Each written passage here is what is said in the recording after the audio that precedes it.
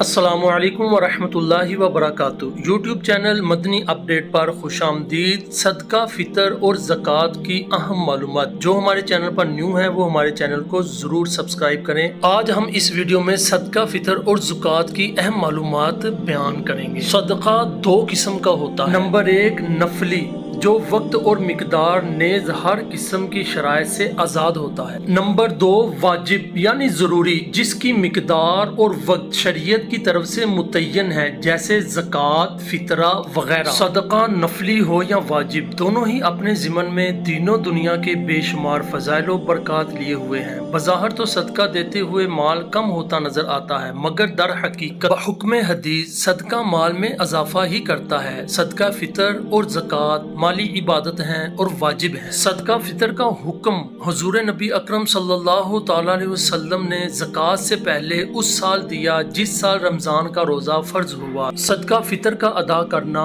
ہر اس مسلمان مرد عورت کے لیے ضروری ہے جس کے پاس 7.5 تولے سونا یا 52.5 تولے چاندی یا اتنی چاندی کی رقم یا اتنی مالیت کا سامان، تجارت یا عام سامان ہو، اور یہ سب حاجات اصلیہ سے فارغ ہوں۔ صدقہ فطر غریبوں اور مسکینوں کو دیا جاتا ہے تاکہ وہ بھی عید کی خوشیوں میں شریک ہو سکیں۔ نیز صدقہ فطر فضول اور بے ہدہ کلام سے روزوں کی طہارت کا ذریعہ بھی ہے۔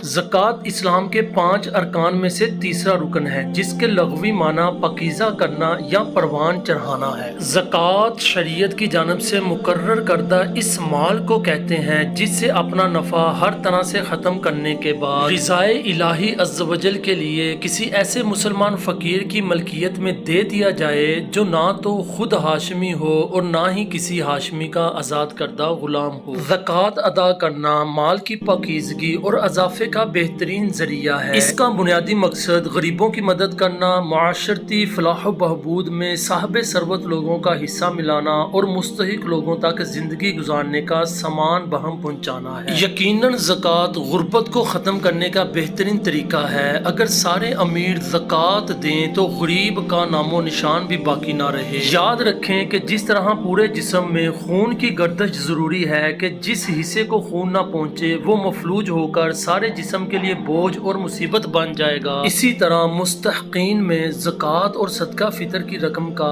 گردش کرنا نہایت ضروری ہے، ورنہ نہ صرف ان پریشان حالوں کی پریشانی میں مزید اضافہ ہوگا بلکہ معاشرے پر بھی اس کے منفی اثرات مرتب ہوں گے۔ یہ بات بھی ذہن نشین ہونی چاہیے کہ زکوٰۃ کا معاملہ ہرگز عام خیرات کی طرح نہیں کہ دے دی تو اچھی بات ہے اور نہ دی تو کوئی بات نہیں، بلکہ یہ ایک مالی عبادت ہے اور قرآن و حدیث کی روح سے اس کی ادائیگی فرض ہے۔ یہ غریبوں کا وہ حق ہے جو ان کی عزت نفس مجروح کیے بغیر انہیں دینا لازمی ہے۔ علاوہ ازیں اس کی اہمیت و ضرورت کا اندازہ اس بات سے بھی لگایا جا سکتا ہے کہ قرآن پاک میں کم و بیش 82 مقامات پر زکوٰۃ کا تذکرہ نماز جیسی اہم عبادت کے ساتھ کیا گیا ہے۔ پیارے آقا مدینے والے مصطفیٰ صلی اللہ تعالی علیہ وسلم نے حضرت معاذ بن جبل رضی اللہ تعالیٰ عنہ کو جب یمن کا گورنر بنا کر بھیجا تو دیگر ارشادات کے ساتھ ساتھ یہ بھی فرمایا، ان لوگوں کو بتانا کہ اللہ عز و جل نے ان کے مالوں میں زکوٰۃ فرض کی ہے جو مالداروں سے لے کر فقراء کو دی جائے گی۔ زکوٰۃ نہ دینے والوں کا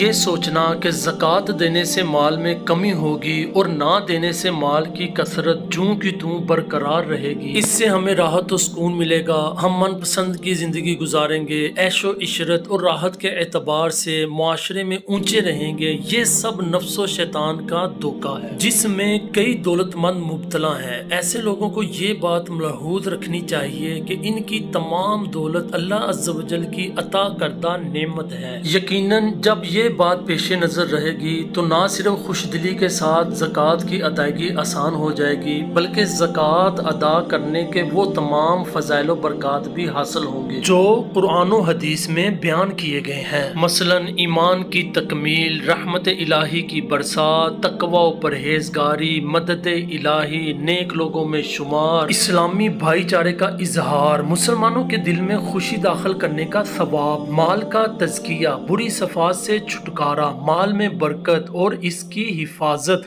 غریبوں کی دعائیں وغیرہ وغیرہ۔ البتہ زکوٰۃ واجب ہونے کے باوجود ادا نہ کرنا دنیا و آخرت کے خسارے کا باعث ہے۔ آخرت کے بڑے نقصانات میں سے ایک تو یہ ہے کہ ایسا شخص اللہ عز و جل کے سخت عذاب میں مبتلا ہوگا، اور دوسرا یہ کہ جو مال بطور زکوٰۃ ادا کرنے کی بجائے بخل کے سبب روک رکھا تھا، قرآن پاک کی روح سے اس مال کو بروز قیامت جہنم کی آگ سے گرم کیا جائے گا، اور پھر اس شخص کی پیشانی، پیٹھ اور کروٹیں داغی جائیں گی، نیز وہ مال اس کے گلے کا توق ثابت ہوگا۔ یہ تو اخروی نقصان تھا۔ رہا دنیاوی نقصان تو وہ یہ ہے کہ ایسوں کو دن با دن مالی خسارہ ہوتا رہتا ہے، اور بالآخر ان کا تمام سرمایہ تباہی کی بھیٹ چڑھ جاتا ہے۔ بلکہ حدیث پاک کے مفہوم کے مطابق خشکی و تری میں ہونے والے ہر مالی نقصان کی بنیادی وجہ زکوٰۃ ادا نہ کرنا ہے، نیز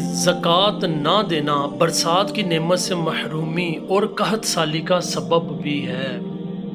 انشاءاللہ جلد نئی ویڈیو کے ساتھ حاضر ہوں گے۔ السلام علیکم ورحمۃ اللہ وبرکاتہ۔